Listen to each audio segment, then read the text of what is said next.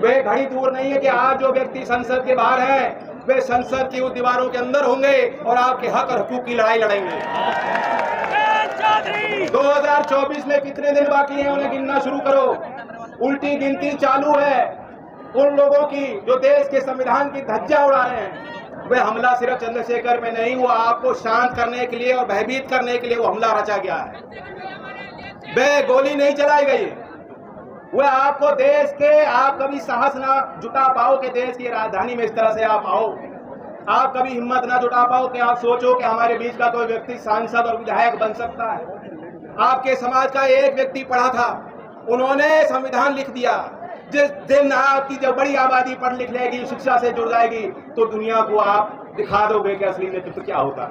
ये जो हमला हुआ था, आपको सामान्य शिक्षा व्यवस्था जिसकी मांग आप करते हो, बराबरी की मांग आप करते हो, आपके मुंह पे पट्टी बांधने का प्रयास है।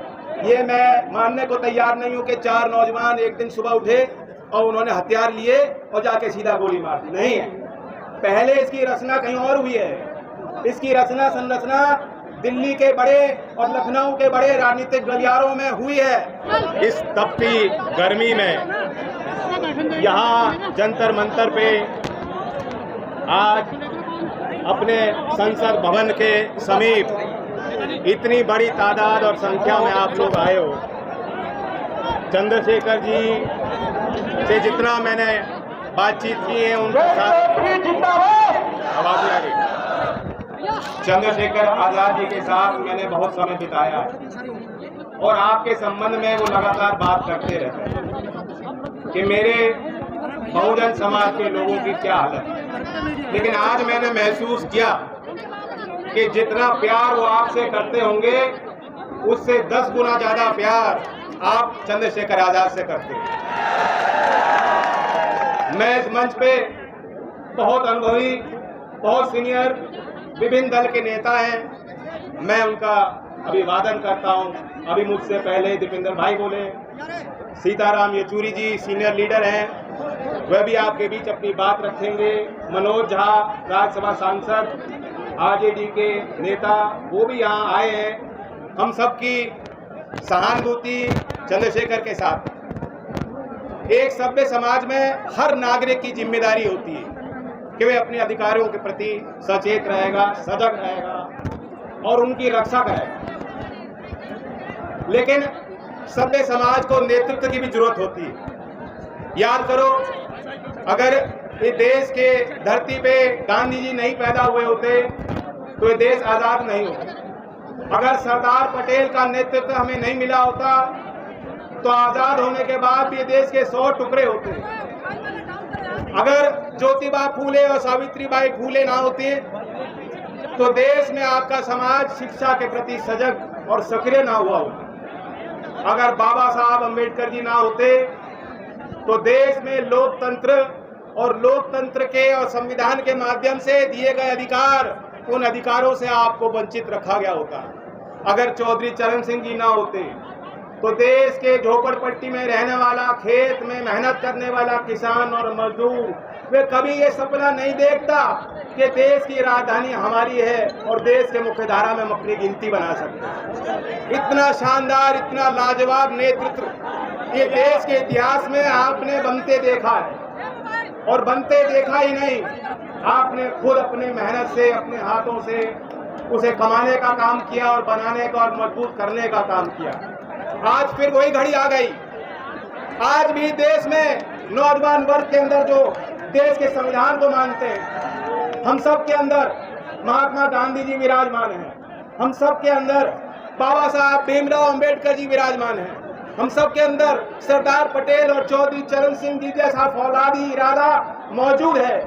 बस हमें अपने उस ताकत को और शक्तियों को याद रखना है।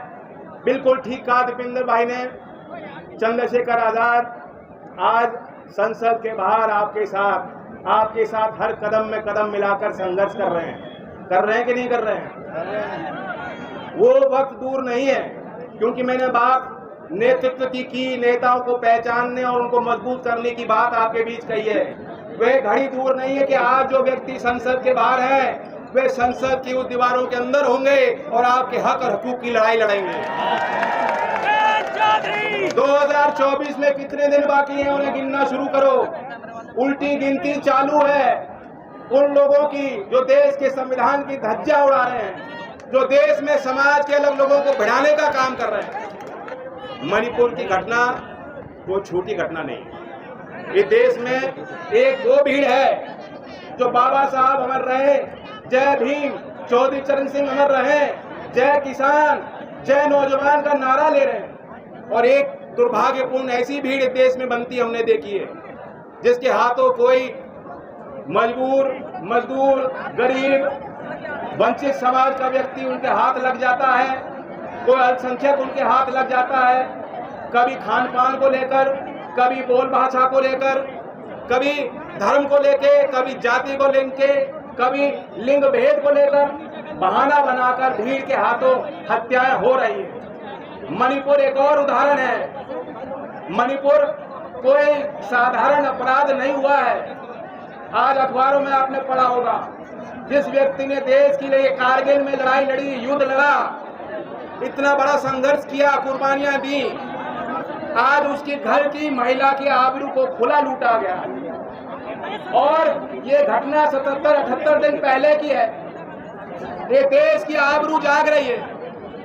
झकझोर करके देश को रख दिया जिन तस्वीरों ने, उन तस्वीरों को दबाए बैठी थी सरकार। जानबूझकर केंद्र की सरकार हो या मणिपुर राज्य में चालित सरकार हो, दोनों ने मिलकर साजिश रची कि ये तस्वीरें दुनिया में ना जा पाए ताकि हमारा राजनीतिक विरोध ना हो पाए।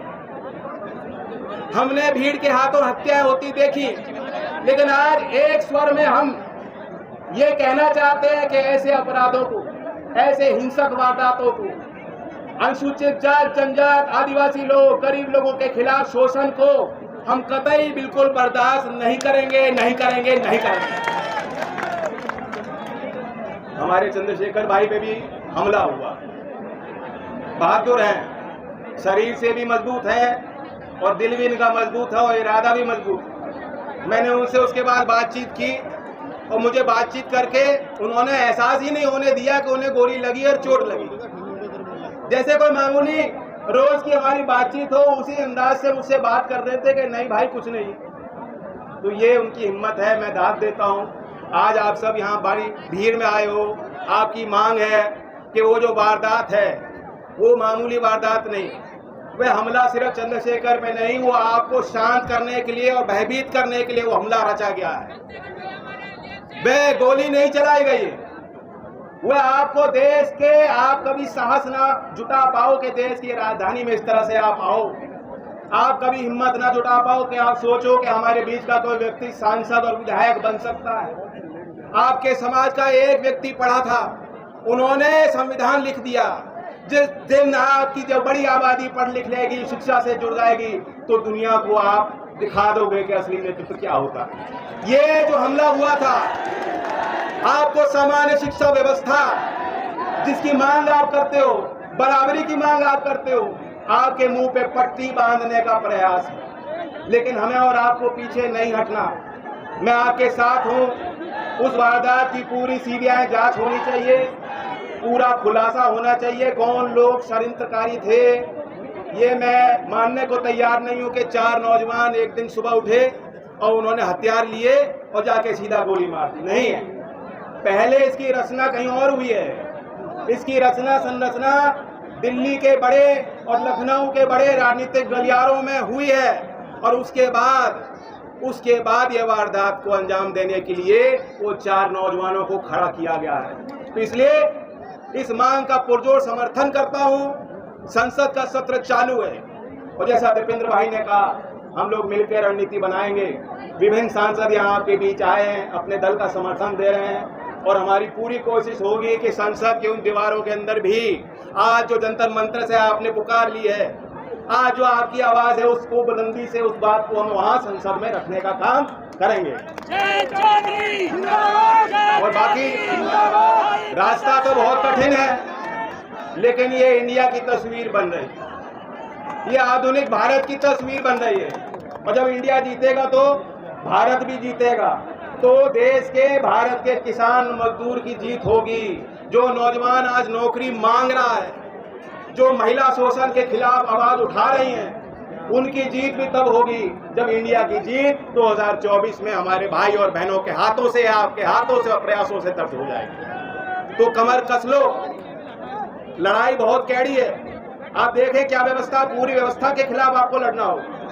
जिस देश में चंद्रयान की हम कल्पना कर रहे हैं, चंद्रयान जब हुआ तो हमने तालियां बजाई, बजनी भी चाहिए, मैं भी मानता हूं कि देश में जब वैज्ञानिक के हाथों में संसाधन दिए जाएंगे तो अगली पीढ़ी को तैयार किया जाएगा, कैसे लड़ना है, उनके हाथ में औजार दिए जाएंगे। मैं भी उस बात का स्वागत करता हूं। लेकिन एक तरफ हम चंद्रयान जारी कर रहे हैं, उसको संचालित कर रहे हैं, और दूसरी ओर हमारे देश में, देश की राजधानी में, देश के कोने कोने में आज भी मजबूरी बस हाथ से मैला ढोने की प्रक्रिया चलती है। हम कोई मशीन नहीं बना पाए जो 20 फुट नीचे खोद के वह जो मैला है, जो गंदगी है, वो निकाल ले। आज भी मजदूर को ठेकेदारी के प्रथा के तहत रखा जाता है और मजबूर किया जाता है कि तुम नीचे उतर और समाज की गंदगी को अपने हाथों से साफ कर। क्या ये हम और आप बर्दाश्त कर सकते हैं? इसलिए चंद्रयान है, हम ताली बजाते हैं, लेकिन ऐसे ये अपराध है क्योंकि देश की संसद ने 2013 में कानून बना दिया और पूरा प्रतिबंध लगा दिया। ये हमारे संविधान के खिलाफ है, जीवन के मौलिक अधिकार के खिलाफ है, और इसलिए ये एक उदाहरण है कि कितनी लंबी हमें और आपको मिलकर लड़ाई लड़नी होगी। लोकतंत्र के माध्यम से लड़ी जाएगी, ऐसे कार्यक्रमों के माध्यम से लड़ी जाएगी। मुझे संसद में 2:30 बजे तक पहुंचना है। मुझे दीपेंद्र भाई को मैंने एक निजी विधेयक पेश किया है जिसमें प्रस्ताव किया है कि 21 साल की उम्र में, या 21 साल की उम्र के कितने नौजवान है बताओ, हाथ खड़ा करो, 21 साल के कितने हैं? तुम क्या चुनाव लड़ना चाहते हो? विधायक बनना चाहते हो? सांसद बनना चाहते हो? तो उसी प्रस्ताव को आज संसद में रखने का मुझे मौका मिलेगा। अगर संसद चलेगी तो उस पर चर्चा होनी है। इसलिए मैं आपसे आज्ञा मांगता हूं और मैं कहना चाहता हूं कि यहाँ जो भी फैसला हो, बहुत हमारे समाज के जिन्होंने बड़े बड़े आंदोलन किए, सारे नेता मौजूद, हमारे चंद्रशेखर भाई मौजूद, बहुत सूझबूझ के साथ जो भी फैसला वो लोग लेंगे मन से लिया जाएगा। मैं आपके उस फैसले के साथ हूँ। धन्यवाद।